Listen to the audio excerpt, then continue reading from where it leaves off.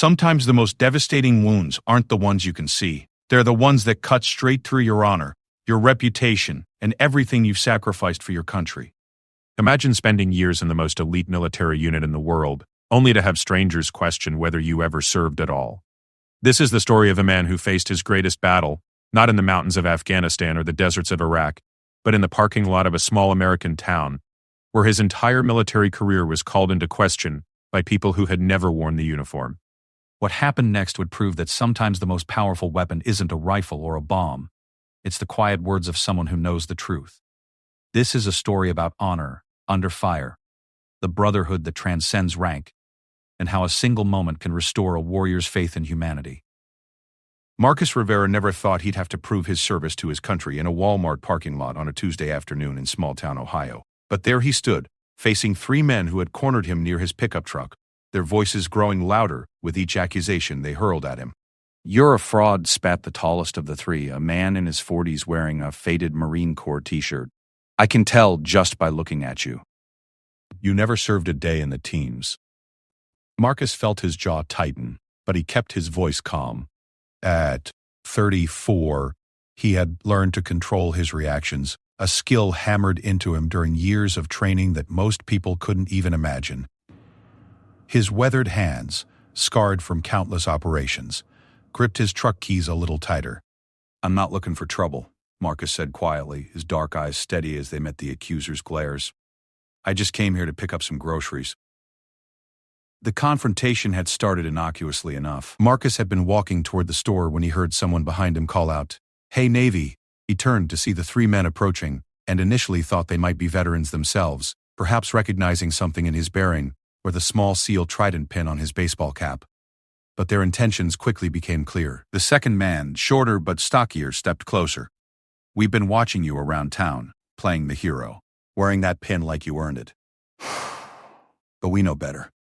Marcus had encountered this before. In a world where stolen valor had become increasingly common, genuine veterans sometimes faced suspicion from their own brothers in arms. But it never got easier. Each accusation felt like a knife twisting in his chest, questioning not just his service but his sacrifice. "What unit?" the third man demanded, pulling out his phone. "Who was your commanding officer? If you really served, you should be able to answer these questions no problem." Marcus could have answered every question. He could have recited his service record from memory, down to the specific dates of his deployments. He could have told them about the 8 years he spent in naval special warfare, the operations that still visited him in nightmares, the brothers he lost in places most Americans couldn't find on a map. But he had learned something during his years of service that these men apparently hadn't. Sometimes the strongest response is silence. Real operators didn't need to prove themselves to strangers in parking lots. They carried their service quietly, like a weight that shaped their posture and their perspective on the world. "Look, gentlemen," Marcus said, taking a step back toward his truck. "I understand your concern about stolen valor. It's a real problem. But I'm not your problem, and I don't owe you any explanations." This only seemed to inflame them further. The tall man moved closer, his voice rising. "That's exactly what a fake would say. You think you can just walk around this town getting discounts and respect you never earned?" A small crowd was beginning to gather. Marcus noticed a young mother quickly ushering her children past them, and an elderly man in a Vietnam veteran's cap watching from near the store entrance. The attention made Marcus uncomfortable, but not because he was hiding anything. He had always preferred to blend into the background, to move through civilian life without drawing notice to himself. During his time in the teams, Marcus had participated in operations that would never be publicly acknowledged. He had spent months in places that officially didn't exist, doing things that would never appear in any after-action report. The idea that he now had to justify his service to three strangers in broad daylight struck him as absurd. "I served with real SEALs," the stocky man continued, his chest puffed out. "And, trust me, none of them looked like you. You're too small, too quiet. Real operators have presence." Marcus almost smiled at that. Some of the most lethal men he had served with were unremarkable in appearance. The best special operations soldiers weren't the ones who looked the part. They were the ones who could disappear into any crowd, who could be absolutely ordinary when they needed to be. The phone in the third man's hand was now pointed at Marcus, clearly recording. "We're going to post this online," he threatened. "Let the real veteran community decide whether you're legit or not." This escalated Marcus's concern. He had worked hard to maintain a low profile since leaving the service 2 years ago. The last thing he needed was his face plastered across social media with accusations of stolen valor. Even if eventually proven false, such accusations could follow a person for years. "Put the phone away," Marcus said, his voice carrying a slight edge for the first time. "This doesn't need to go any further."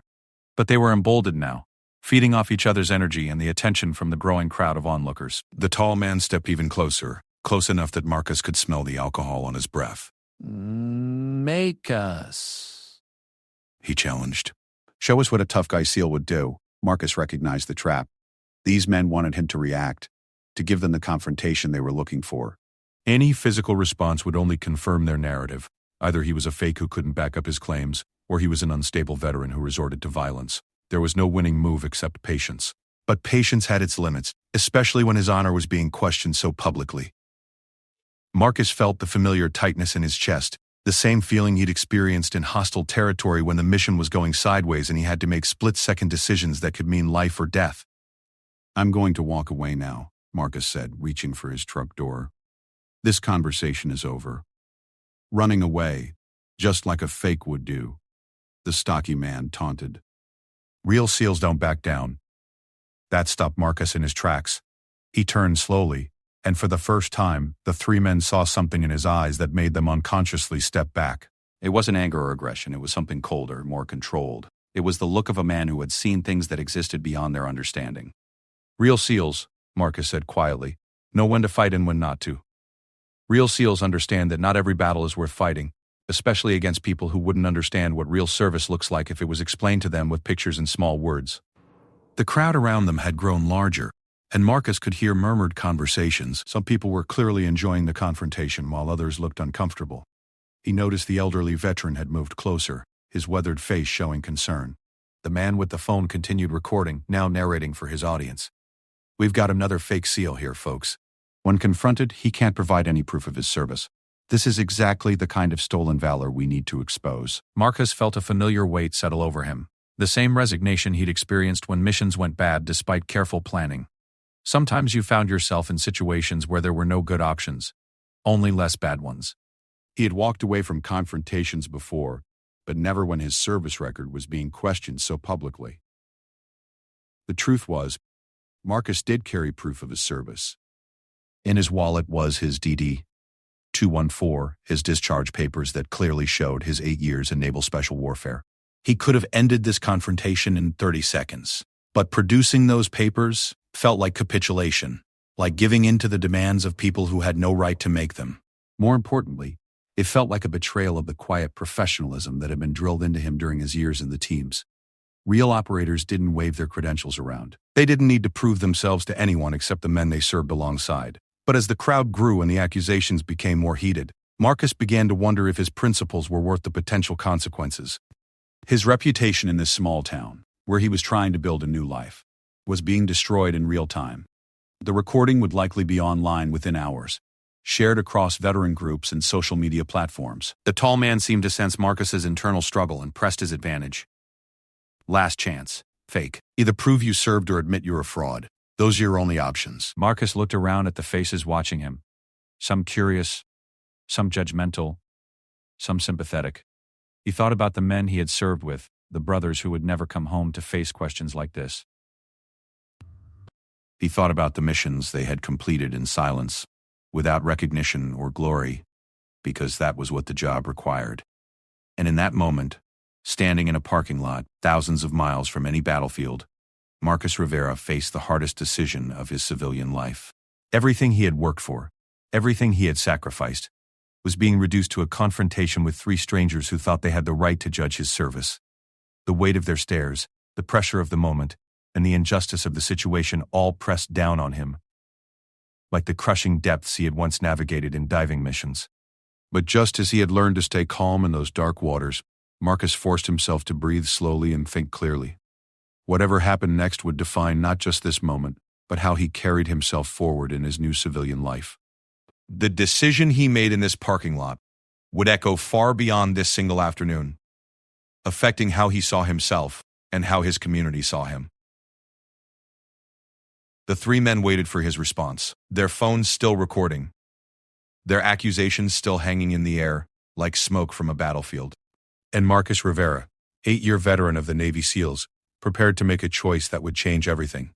Just as Marcus was about to reach for his wallet, resigned to ending this public humiliation by producing his discharge papers, a voice cut through the tension like a blade. What exactly is going on here? The voice carried authority that made everyone in the crowd turn immediately. Marcus looked up to see a man in his 60s approaching, wearing simple civilian clothes but carrying himself with unmistakable military bearing. He was average height but commanded attention in a way that had nothing to do with physical presence, and everything to do with the confidence that came from decades of leadership. The tall accuser quickly turned his phone toward the newcomer, eager to include him in the spectacle. "We're exposing another stolen valor case, sir. This guy claims to be a SEAL but can't prove it." The older man's eyes swept over the scene, taking in the 3 accusers, the crowd of onlookers, and finally settling on Marcus. There was something in his gaze that made Marcus straighten unconsciously, a recognition that passed between them faster than words. "And you are?" the older man asked the accusers, his tone neutral but carrying an edge that suggested he wasn't impressed with what he was seeing. "Mike Johnson, Marine Corps, served 2 tours in Iraq," the tall man replied, clearly feeling validated by having another veteran join the conversation. "These 2 are Army veterans. We know stolen valor when we see it." The older man nodded slowly, then looked at Marcus again. "And what's your story, son?"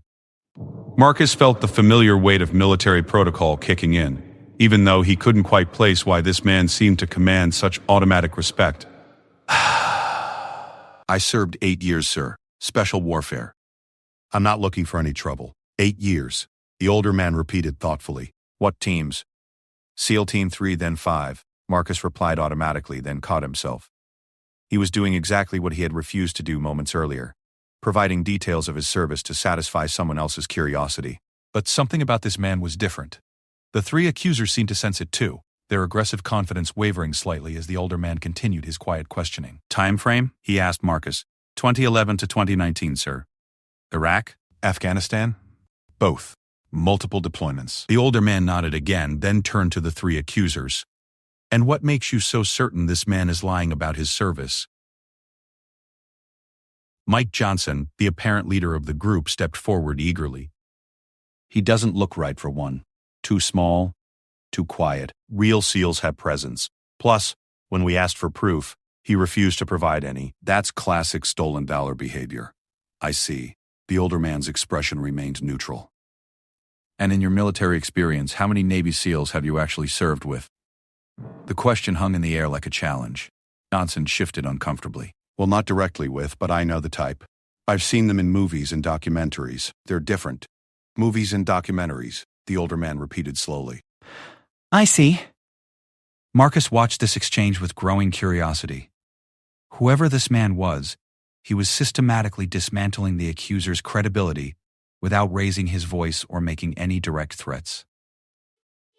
It was a masterclass in controlled authority.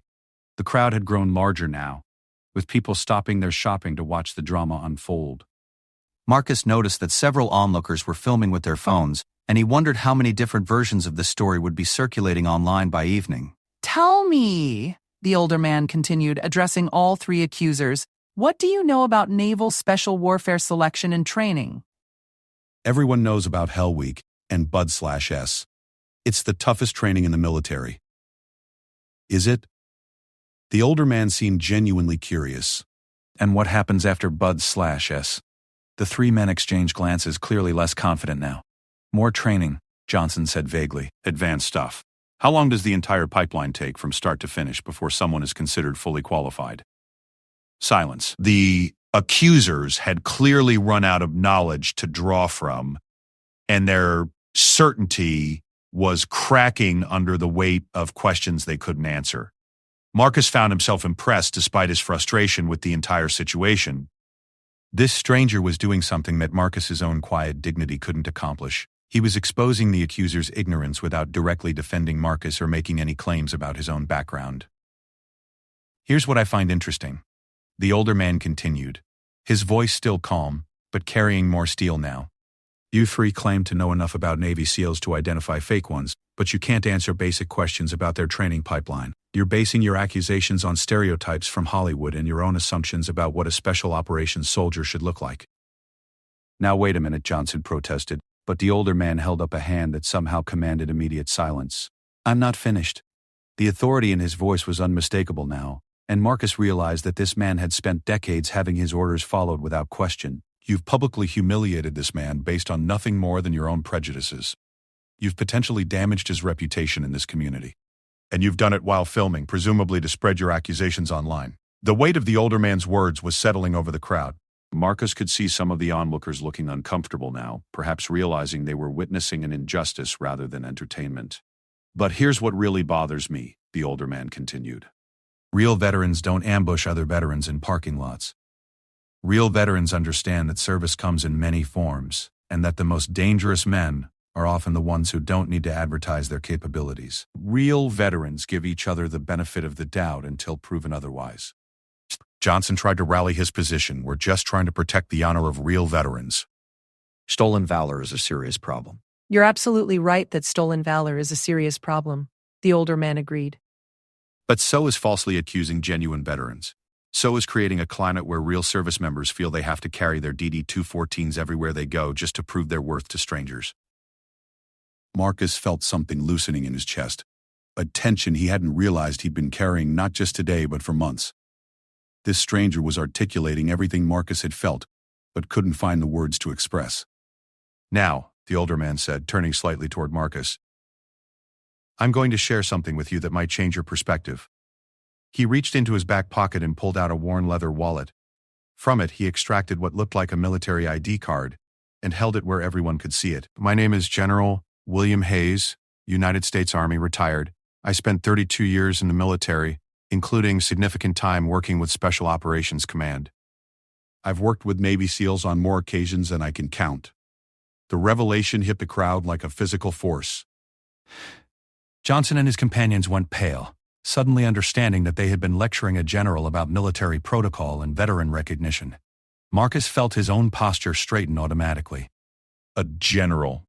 That explained the authority, the way everyone had unconsciously deferred to him, the masterful way he had controlled the entire situation.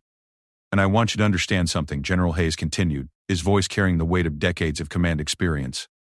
This young man displays every indicator of genuine military service that I've learned to recognize over 3 decades of leadership. His bearing, his restraint under pressure, his reluctance to prove himself to strangers, these are the hallmarks of real professionalism. The 3 accusers looked like they wanted to disappear into the asphalt. Several people in the crowd had their phones out still filming, but the dynamic had completely shifted.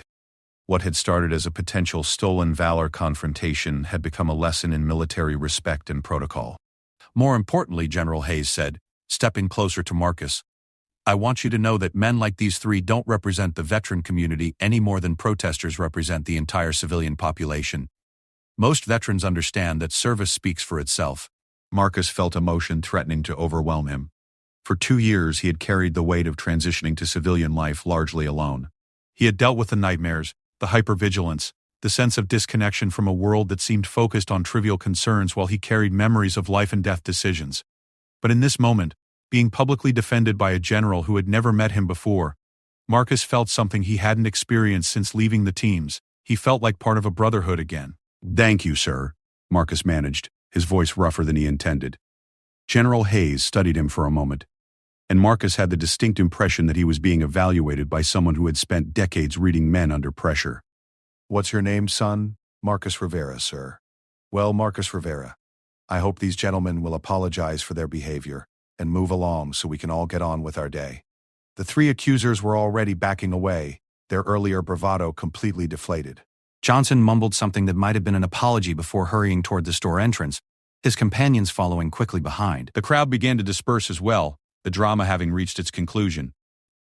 Several people approached General Hayes to shake his hand and thank him for his service, which he accepted graciously but briefly.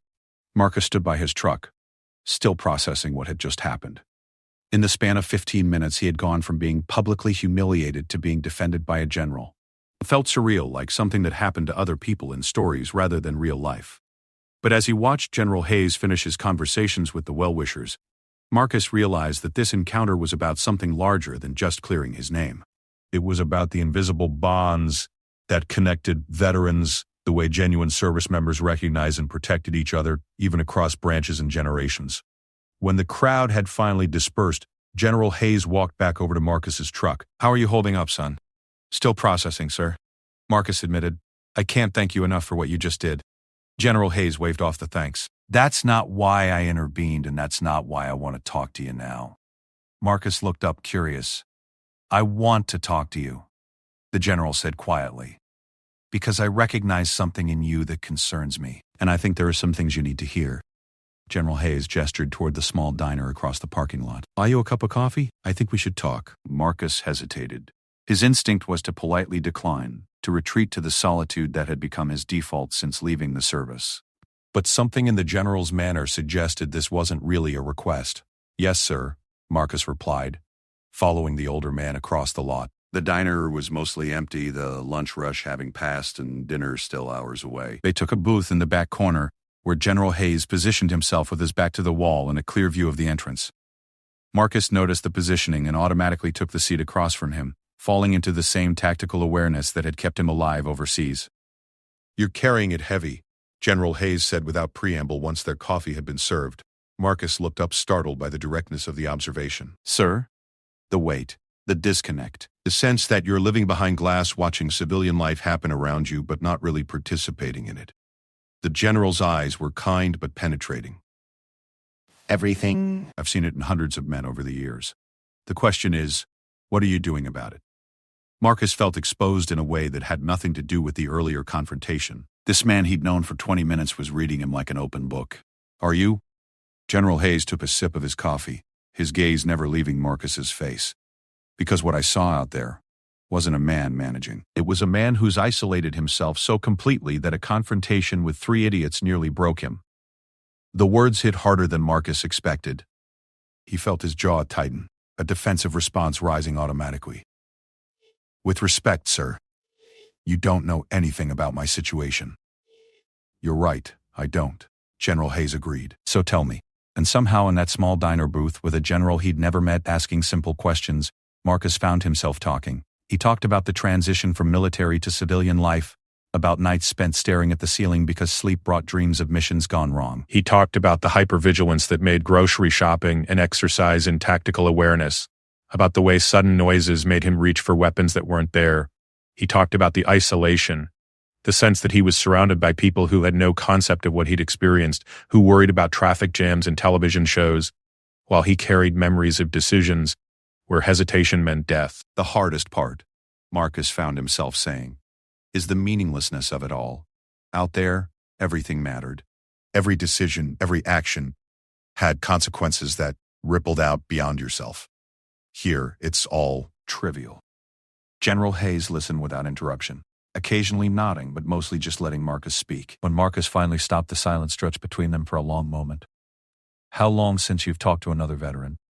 The general asked finally. Marcus had to think about it. Really talked? Not since I left the service. No veteran groups? No contact with your old team? I tried a couple of support groups, Marcus admitted. But they felt like therapy sessions. Everyone sitting around talking about their problems. That's not how we handled things in the teams. No, it's not, General Hayes agreed. In the teams, you handle things by having a mission, by having brothers you could count on, by having a purpose bigger than yourself. Take all that away, and a lot of men don't know how to function. Marcus felt something clicking into place, a recognition of truths he'd been avoiding. So what's the answer? How do you find purpose in a world where nothing seems to matter? General Hayes smiled for the first time since they'd sat down. You create it. You find ways to serve that don't require a uniform. Like what? That depends on what you're good at, what you care about, and what your community needs. The general leaned forward slightly. Best part. Tell me, what did you do before you joined the Navy? Nothing really. Enlisted right out of high school. And what are you doing for work now? Some carpentry, whatever pays the bills. General Hayes nodded thoughtfully. Good, honest work. But is it feeding your soul? Marcus almost laughed at the question. My soul. Don't dismiss it, the general said firmly. You spent 8 years in a job where lives depended on your skills, where you were part of something bigger than yourself, where you had clear missions and measurable results. Now you're swinging a hammer for people who don't understand what you've sacrificed for their freedom. Of course you feel disconnected. The truth of it hit Marcus like a physical blow. He had been going through the motions of civilian life without ever really engaging with it, treating it like an extended leave rather than a new chapter. So what do I do about it? First, you stop isolating yourself, General Hayes said. Not therapy groups. Those work for some people, but they're not right for everyone. Find veterans who are doing things, building things, making a difference. Connect with people who understand what you've been through because they've been there themselves. And second, Second, you find a way to serve. it doesn't have to be military service, but it has to be something that uses your skills and experience to make a difference. You've got training that most people will never have. You've got leadership experience, crisis management skills, the ability to stay calm under pressure. Those abilities don't become worthless just because you're not wearing a uniform. We are sitting...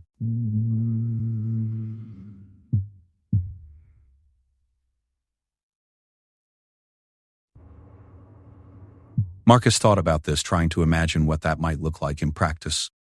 I'm not sure I know how to do that anymore.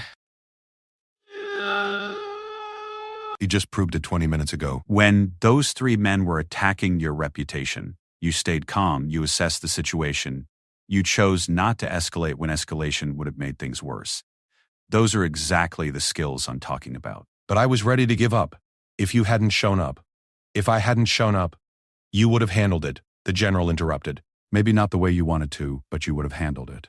The fact that you were willing to walk away rather than fight shows strength, not weakness.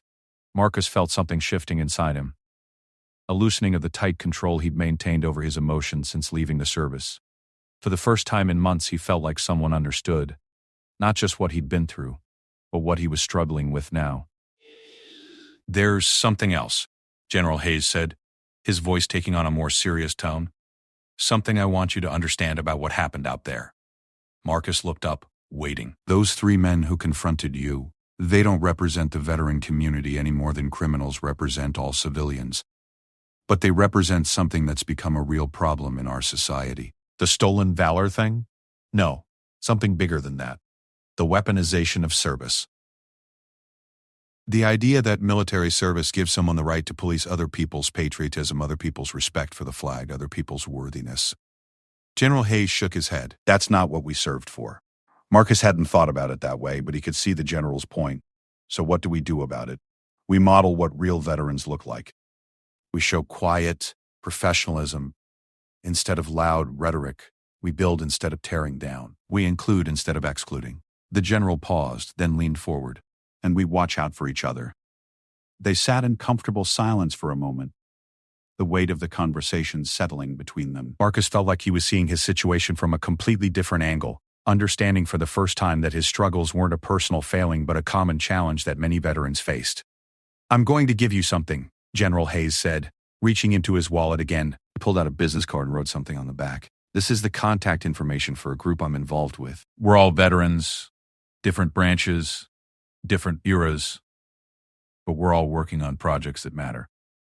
Building houses for homeless veterans, teaching leadership skills to at-risk kids, disaster relief work. Real missions with real impact. Marcus took the card, reading the handwritten note on the back. It was a phone number and a name he didn't recognize. Call him, General Hayes said.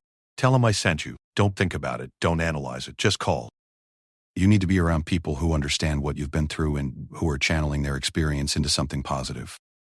Why are you doing this? Marcus asked. Why do you care about some random veteran you met in a parking lot? General Hayes was quiet for a long moment, and when he spoke, his voice carried the weight of decades of command and loss. Because 32 years ago, I was a young officer struggling with my own transition challenges. A general I barely knew took the time to set me straight, to help me find my path. He told me that leadership meant lifting others up, especially when they couldn't lift themselves. The general stood up, throwing a few dollars on the table for the coffee. That general told me something I want to pass on to you. He said that the greatest honor we can give to the men we've lost is to live lives worthy of their sacrifice. Not perfect lives, not easy lives, but lives that matter. Marcus felt emotion threatening to overwhelm him again. I don't know if I'm ready for that. Nobody ever feels ready, General Hayes said gently. But ready isn't the point. Willing is the point. Are you willing to try? Marcus looked down at the business card in his hands, then back up at the general. Yes, sir. Good man. General Hayes extended his hand, and Marcus stood to shake it.